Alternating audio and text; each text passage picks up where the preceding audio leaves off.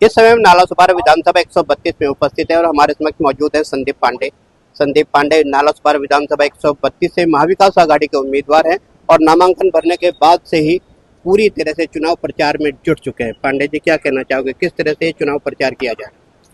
सबसे पहले मैं शहरवासियों को दिवाली की ढेर सारी शुभकामना देता हूं। साथ ही साथ अपने शीर्ष नेतृत्व को धन्यवाद करता हूं कि उसने मुझे इतनी बड़ी जवाबदारी के लिए चुना।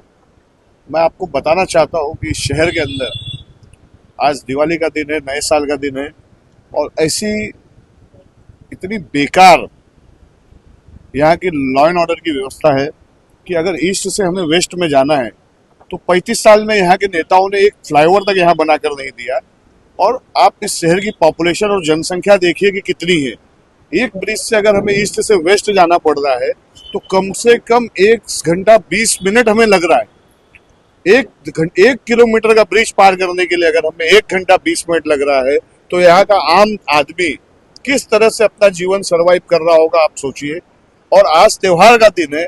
आज के दिन इन्हें पता था, प्रशासन को पता था कि आज यहाँ क्राउड हो सकता है, ये स्टेशन वाला क्षेत्र है, यहाँ मुझे पुलिस प्रशासन, पुलिस बल ज्यादा लगाना चाहिए।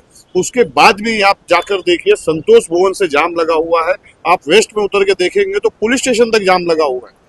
आप इस शहर के अंदर जाएंगे तो यहाँ के 35 साल के शासन में यहाँ के लोगों को ना पीने को पानी मिल रहा है, ना हफ्ते में 7 दिन के अंदर उन्हें 5 घंटा 6 घंटा बिजली नहीं मिल रही है।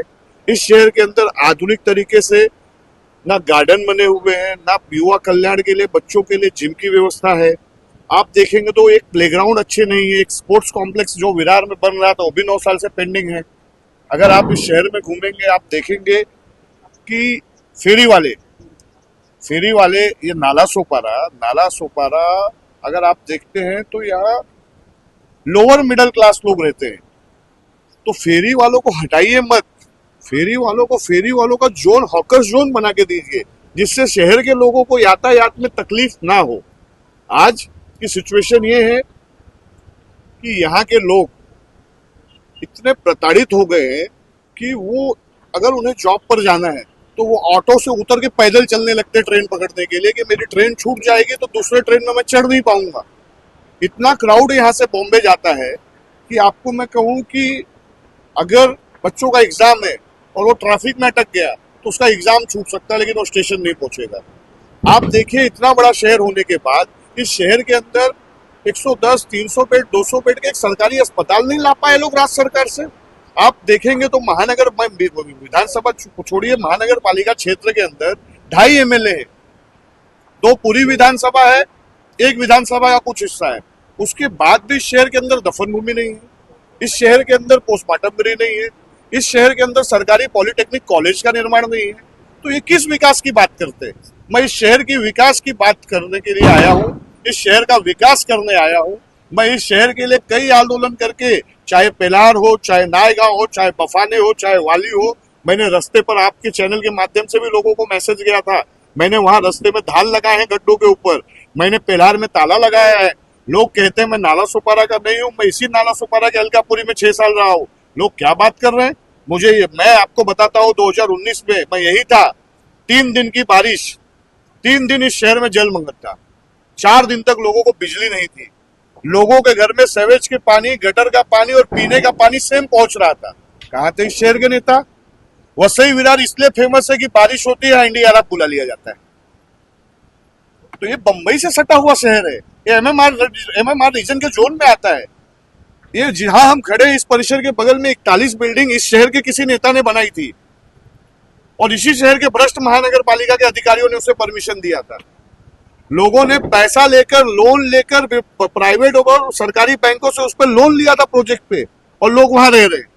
आज वहां 5000 परिवार रह रहा है और आप कोर्ट से आदेश लाके उन्हें बेघर करने की बात करते हो। मैं और मेरी पूरी पार्टी और मेरे सहयोगी दल किसी के घर पे अन्याय नहीं होने देंगे। जब तक हम हैं तब तक हम किसी पे अन्याय नहीं होने देंगे। और मैं आपके चैनल के माध्यम से बताना चाहता हूं कि अब तक जो किया है यहाँ के महानगर पालिका के अधिकारियों ने मनमानी, आने वाले समय में महाविकास आघाड़ी का एक भी कार्यकर्ता, उन्हें किसी को भी भ्रष्टाचार में इस तरह से किसी का घर तोड़ना, किसी के यहाँ बुलडोजर भेजना, किसी का गाला तोड़ना, ये उसका आदमी है, उसका आदमी है, उसका आदमी, ये सब हम चलने नहीं देंगे। वो सब इस शहर के आदमी है, इस शहर के रहवासी है, इस शहर के वोटर है। उनको न्याय दिलाने का और उनको हक दिलाने का काम कांग्रेस पार्टी करेगी। तमाम प्रकार की जो अव्यवस्थाएं आपने गिनाई है, इन सब के खिलाफ जो आपके विचार है, इन विचारों को आम जनता तक पहुंचाने के लिए आप किस तरह के कदम उठाने जा रहे हो? देखिए, हमारा मैनिफेस्ट, हमारा वचननामा, हमारे पैम्पलेट्स, हमारे कार्यकर्ता और स्वयं खुद सोशल मीडिया के बाद स्वयं खुद मैं जब से अनाउंस हुआ है, जब से मैं फॉर्म भरकर आया हूं, तब से आपको बता दूं कि लगातार मैं नाला सोपारा, वसई, विरार, जहां के भी लोग हमसे जुड़े हुए हैं, इस शहर के रहवासी हैं, यहाँ के मतदार हैं, किसी भी समाज के हो, मलयालम हो, माइनॉरिटी के हो, उत्तर भारतीय हो, महाराष्ट्रियन हो, जय भीम हो, ST SC हो, सबसे मैं मिल रहा हूँ और सबसे मैं शहर की समस्याओं को लेके मैंने एक रोड मैप तैयार कर रहा हूँ। ऐसा नहीं है कि जो तो मैंने गिनवाया, गलियों में भी अलग अलग प्रॉब्लम है। इस शहर के अंदर कुछ एरिया ऐसे जहां नशा वाले भी बहुत बड़े नशा के फैला हुआ है। वो लोग यहाँ के लोगों को बोलते जाओ तुम्हें जो करना करेंगे। तो मैं उनको बताना चाहता हूं कि हमें आने तो दो, तब हम तुम्हें बताएंगे हम तुम्हारे साथ क्या करेंगे। इस शहर के युवाओं को की पीढ़ी अगर कोई बर्बाद करेगा तो वो मैं या महाविकास आघाड़ी का एक भी कार्यकर्ता बर्दाश्त नहीं करेगा। आपके इस चुनाव प्रचार में महाविकास आघाड़ी के स्थानीय घटक दलों के पदाधिकारी, कार्यकर्ताओं की क्या भूमिका सामने आ रही है? देखिए, 29 तारीख को मैंने नॉमिनेशन किया है और 30 तारीख से 29 से ही धनतेरस, दिवाली, भाऊ बीज, तो जो मेरे घटक दल हैं, सहयोगी दल हैं, महाराष्ट्र में बहुत बड़ा पर्व है भाऊ बीज का, भाई अपनी बहन के घर जाता है, तो लोगों से मेरे संपर्क हो रहे हैं। आज भी मेरे राष्ट्रवादी के कार्यालय नालासोपारा वेस्ट में हमारी लोगों से मीटिंग हुई। कल मैं यहाँ के शिवसेना के उत्तर भारतीय समाज के नेता ठाकुर साहब से भी मिला, मैं पंकज देशमुख जी से भी मिला, आज भी कई तालुका के लोग, शाखा के लोग मुझे मिले। हमारे लोगों के बीच कोई मतभेद नहीं है, ये सिर्फ हमें और लोगों को गुमराह करने का काम लोग कर रहे हैं कि इनका तालमेल नहीं है। हमारे लोग काम कर रहे हैं, उद्धव जी के हाथ को मजबूत करने का काम कर रहे हैं, शरद पवार जी के हाथ को मजबूत करने का काम कर रहे हैं, और हम लोग छत्रपति शिवाजी को मानने वाले लोग हैं, हम लोग बाबा साहेब आम्बेडकर के संविधान को मानने वाले लोग हैं। कांग्रेस पार्टी इस देश के संविधान को मानने वाली पार्टी है। हम जात पात की बात नहीं करते, हम धर्म की बात नहीं करते, हम विकास की बात करते, और उन्हीं विकास के मुद्दों के साथ हम इस शहर के अंदर लोगों के पास जाएंगे, उन्हें बताएंगे कि कांग्रेस ने क्या किया है, और उसके आधार पर हम यहाँ चुन कर आएंगे।